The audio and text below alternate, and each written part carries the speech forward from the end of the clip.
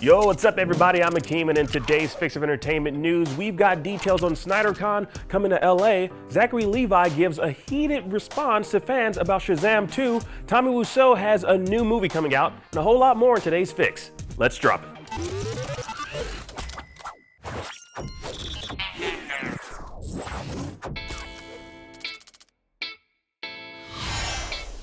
Now, you may remember that cryptic tweet from Zack Snyder that had Apocalypse telling us to save the date for something major happening April 28th through the 30th. Well, we finally have details on what's going on. It's SnyderCon, baby! Now, if you're wondering what that is, well, fans can look forward to screenings from Snyder's greatest DC hits, Man of Steel, Batman v Superman, Dawn of Justice, and Zack Snyder's Justice League, all happening in LA on those days respectively.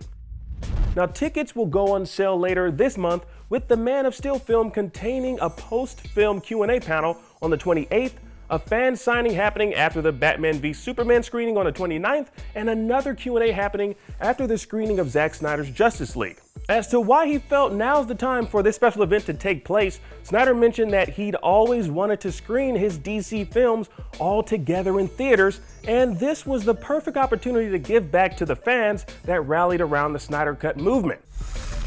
Now, tickets for the LA event go on sale later this month, with purchases going to benefit awareness for the American Foundation for Suicide Prevention. All right, now in other DC-related news, Zachary Levi went on social media with a very heated rant about the performance of Shazam 2, where he goes into great detail about how certain DC characters were blocked from appearing in both Shazam movies. Now, he also addressed the Instagram story from the rap he reshared on his social media, which went into detail about how The Rock possibly blocked certain JSA characters from showing up in the Shazam sequel, as well as not wanting Levi's character to make an appearance in Black Adam. Take a look at what he had to say. For years, we have been doing everything we can to fight for you, the fans. Yes, even all of you fans that don't like me, all of you fans who love Henry Cavill, we tried desperately to get Henry Cavill in the first movie. He wasn't a headless Superman because we wanted him to be a headless Superman. We were thwarted.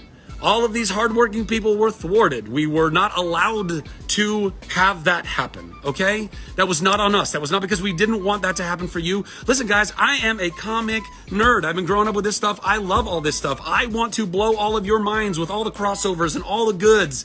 And trust me, it bummed me out greatly when we couldn't get Henry Cavill. I wanted him so bad in the first movie, and we couldn't get him. That was not because we didn't try. That was not because we chose not to have him there.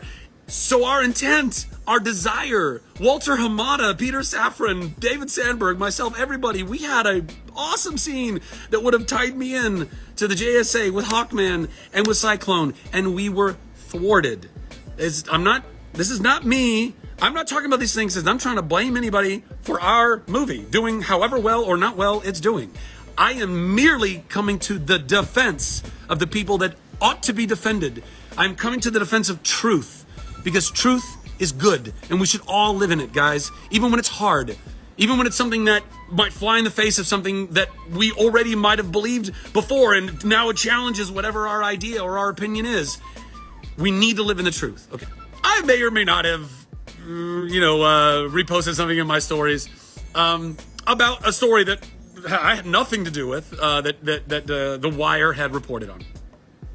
And then I got flack about it because people were saying, "Oh, what are you doing? You're trying to blame this guy because your movie's not doing well. Like you're trying to blame us." Listen, I haven't blamed anybody. There's not one single person that I have blamed for anything with the way that our movie has performed. I legitimately haven't. And if you're listening to videos or watching videos of me or looking at things and you're getting that idea, you are being fooled. You are being brainwashed. You are looking at propaganda. Those are clips. Those are edited. Those are taken completely out of context. And so I just encourage you, if you're out there, if you're hearing this right now, or if you see, by the way, this will probably all get chopped up too. Well, he was right about one thing. It was definitely going to get chopped up and reposted, but it's merely to contextualize what he's talking about and give some insight to his frustrations. Now, the thing is, no one is against him or the film. It's just unfortunate Shazam 2 had the worst DCU opening at the box office, only pulling in $30 million when it premiered. and now it appears the film will see home release just a month after being in theaters. Now, it definitely would have been nice to get a Shazam and Black Adam crossover, but sometimes egos just get in the way of certain things happening in Hollywood. We get it.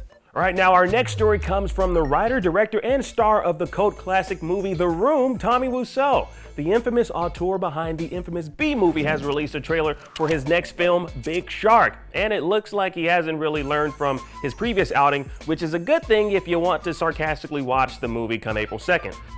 Now, it's just a day shy of April Fool's Day, but you definitely have to be a fool to think Tommy Wiseau is capable of making anything cinematically good.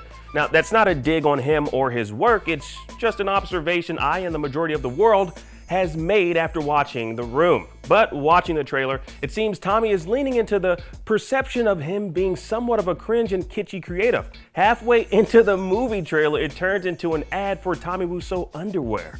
Take a look. Love is blind.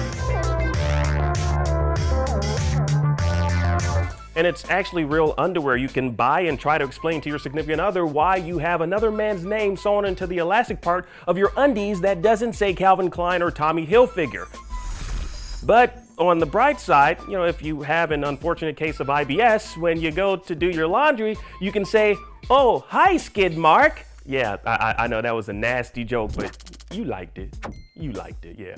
Moving on to some Disney Plus news, we got confirmation of the main villain returning in the X-Men animated series revival, X-Men 97. Now, head writer Bo DeMaio has confirmed that Mr. Sinister is meddling with those mutants, ruining some more honeymoons, and doing some other sinister stuff. Now, the original voice of Mr. Sinister, Christopher Britton, will be returning to reprise his role as the villain. And as we already know, another fan favorite villain, Magneto, is returning as well. Now, this time on the side of the X-Men. Now, no exact date has been revealed just yet for this series, but it's slated to premiere on Disney Plus sometime in the fall.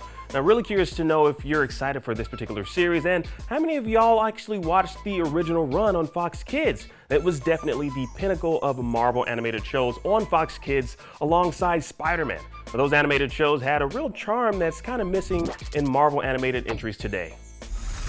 Speaking of Fox Kids, you might remember Mighty Morphin Power Rangers on the same broadcast network. Well, it appears they're making a comeback in a Netflix special that'll see both Billy and Zach reuniting the team to defeat Rita Repulsa 2.0.